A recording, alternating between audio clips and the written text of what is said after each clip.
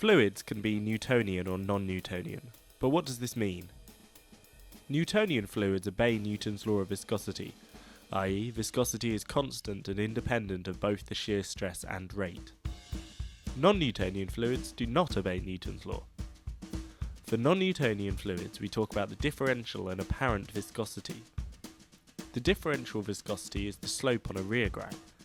As the steepness of the slope changes, the differential viscosity changes. The apparent viscosity is the ratio of the shear stress to the shear rate at a particular shear rate. There are three classifications of non-Newtonian fluids. Firstly, shear dependent, which in turn can be pseudoplastic, which thin as shear rate increases, or dilatant, which thicken as shear rate increases, or Bingham plastics, where the differential viscosity is constant, but a minimum critical shear stress must be applied before the fluid flows. One example is custard. Cornstarch and water flows as a thick viscous fluid, however, when it is rapidly disturbed, it fractures and behaves as a solid. The mix is a dilatant fluid which becomes more viscous as the shearing rate is increased. Non-Newtonian fluids have distinct rheograms and apparent viscosity plots, both of which can be used to identify them. Each of the curves can be described by this equation, where for each type of fluid the values of A, B and N are all different.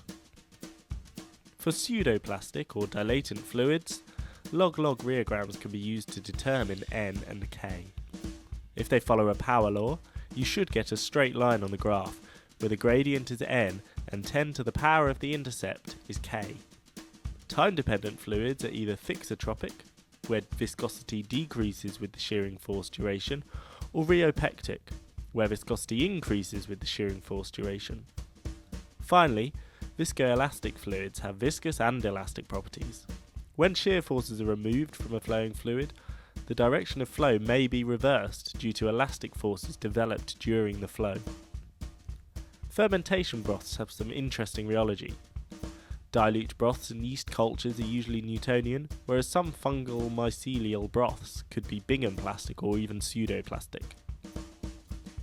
Bingham plastic broths would trap small bubbles, as they wouldn't exert sufficient force on the surrounding liquid to rise to the top. We can solve this problem by increasing the rate of aeration, making larger bubbles, increasing the shear rate by stirring faster, or decreasing the viscosity by diluting the broth.